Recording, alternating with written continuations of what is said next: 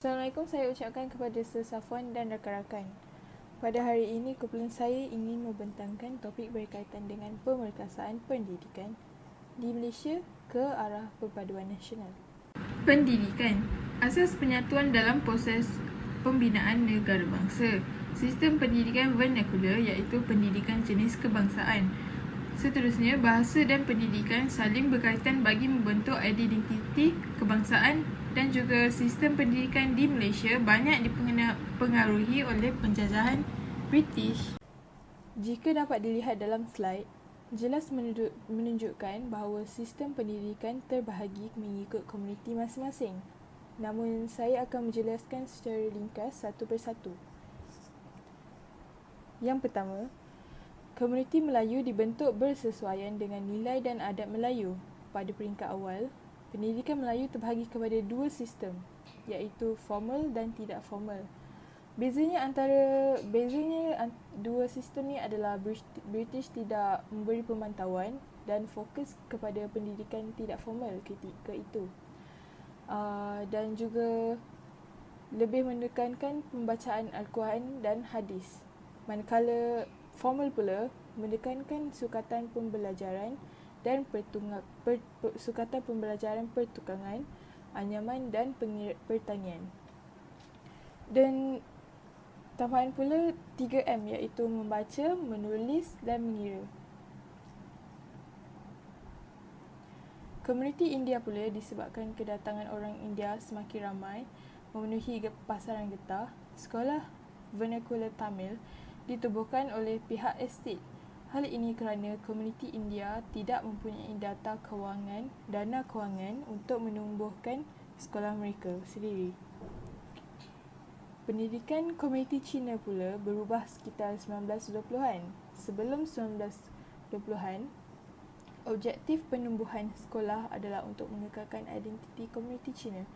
Sebahagian penerimaan awal ajaran Confucius yang menekankan bahawa hanya menerusi pendidikan dan harta, mereka mampu mengubah nasib dan status ke tahap yang lebih baik. Manakala Penang Free School pada 1816 menandakan mulanya perkembangan pendidikan Inggeris. Siapa yang diutamakan memasuki sekolah ini?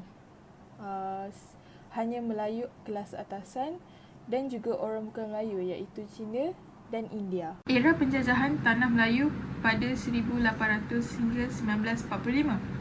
Pendidikan Inggeris disediakan oleh British dan membalik Kristian, khas bagi orang Melayu kelas atasan dan bagi bukan Melayu. Vernakular pula khas bagi orang Melayu kelas bawahan dan ia tidak memenuhi kehendak sosial dan ekonomi. Faktor kekurangan peluang pendidikan ialah perjanjian mengesahkan adat dan Islam tidak boleh digugat.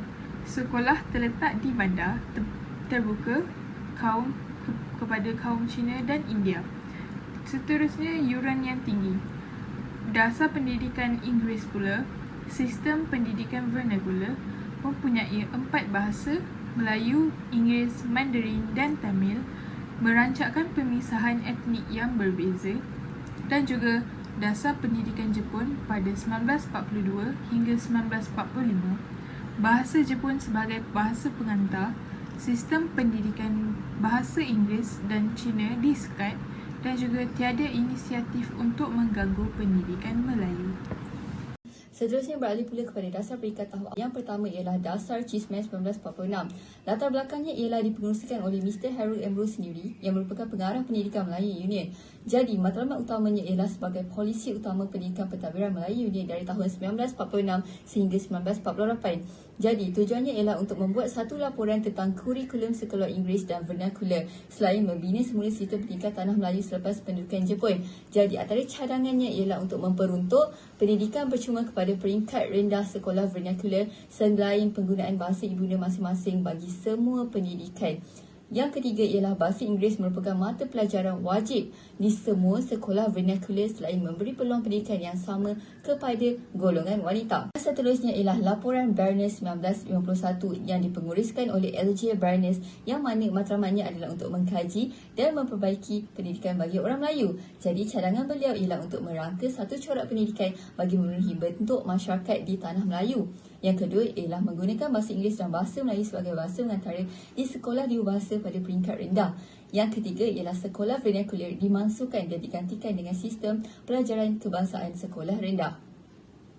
Jadi yang seterusnya ialah laporan Feng Wu pada tahun 1951 yang ditubuhkan oleh Dr. Feng dan Dr. Wu sendiri untuk mengkaji kehendak masyarakat Cina yang menganggap laporan Barnes berhasrat menghapus bahasa dan budaya kaum Cina.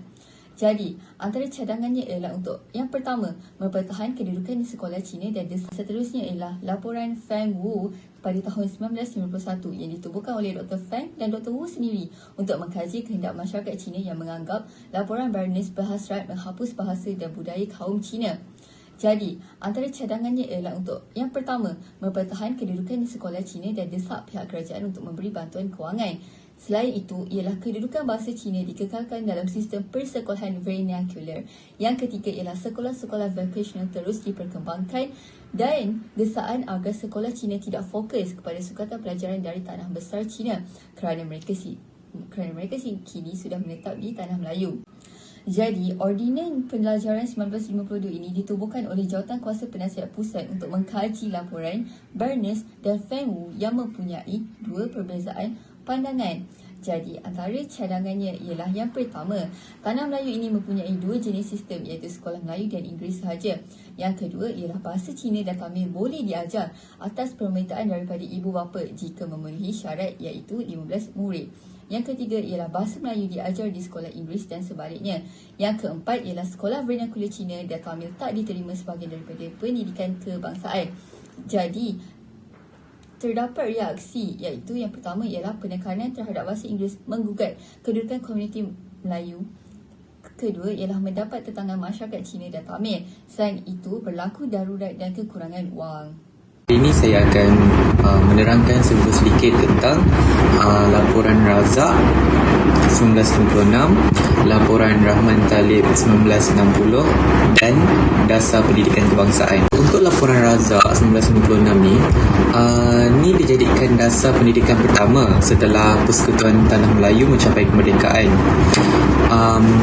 Antara usul dalam laporan Razak ni adalah bahasa Melayu sebagai bahasa pengantar utama di semua sekolah.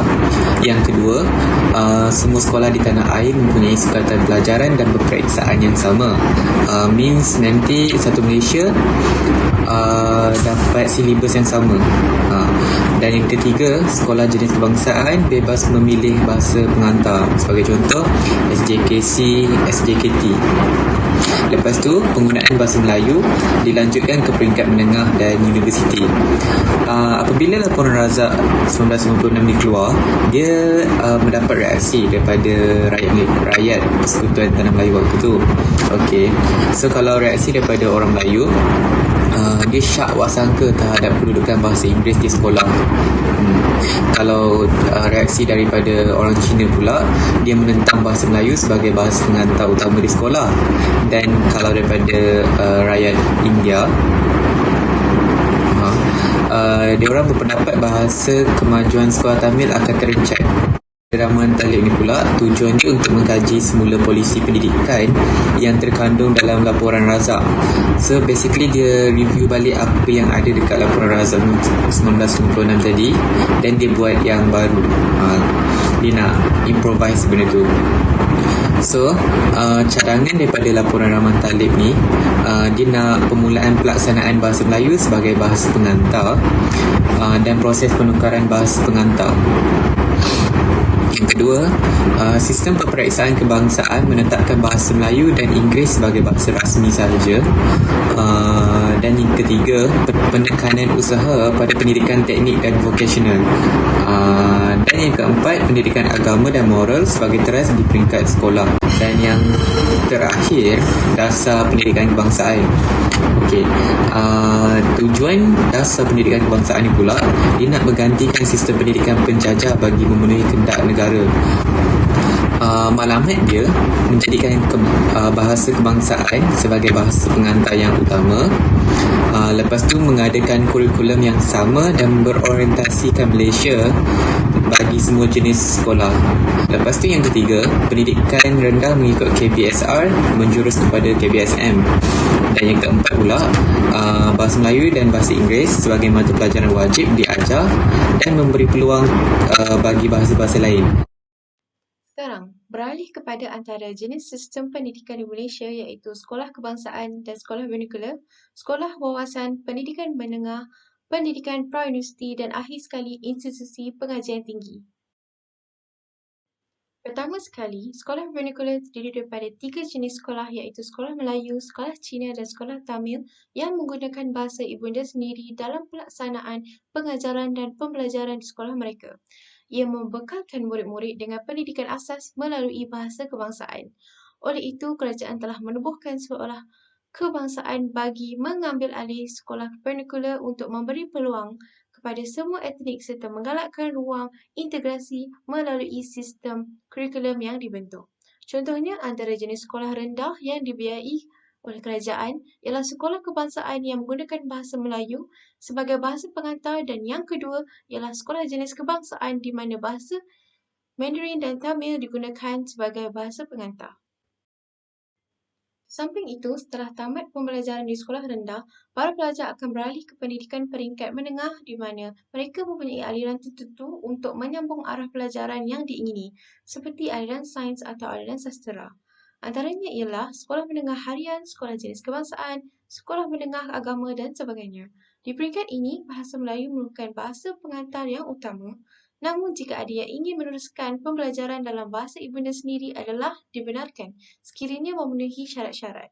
Tambahan pula, pada peringkat menengah atas, murid-murid perlu memeduki peperiksaan sijil pelajar Malaysia iaitu SPM sebelum menamatkan pelajaran di peringkat menengah. Oleh itu, selepas SPM, para pelajar mempunyai pilihan sama ada untuk melanjutkan pelajaran ke tingkatan 6, asasi atau dinamakan A-Level, matrikulasi dan pengajian diploma di pelbagai institut pendidikan. Jika mereka memilih untuk melanjutkan pelajaran ke tingkatan 6, mereka perlu menduduki peperiksaan sijil tinggi persekolahan Malaysia iaitu STPM dan terdapat tingkatan 6 rendah dan tingkatan 6 atas yang mengambil masa selama 2 tahun. Selain itu, terdapat program matrikulasi yang mengambil masa 1 atau 2 tahun, seterusnya pengajian diploma selama 3 tahun atau lebih, atau pengajian asasi atau A-Level selama 1 atau 2 tahun. Akhir sekali, pemohon memerlukan kelayakan STPM, matrikulasi atau diploma serta kelulusan lain yang diiktiraf kerajaan untuk melanjutkan pelajaran ke institusi pengajian tinggi iaitu IPT. Antara kategori IPT ialah institusi pengajian tinggi swasta iaitu IPTS dan institusi pengajian tinggi awam IPTA. Kemasukan ke IPTA adalah berasaskan meritokrasi iaitu satu sistem yang membolehkan para pelajar dapat bersaing secara sihat. Namun, keputusan yang baik dalam peperiksaan tidak menjamin kemasukan universiti awam kerana tempat pengajian bagi setengah program adalah terhad. Sekian, itu sahaja dari kumpulan kami. Terima kasih dan selamat tinggal.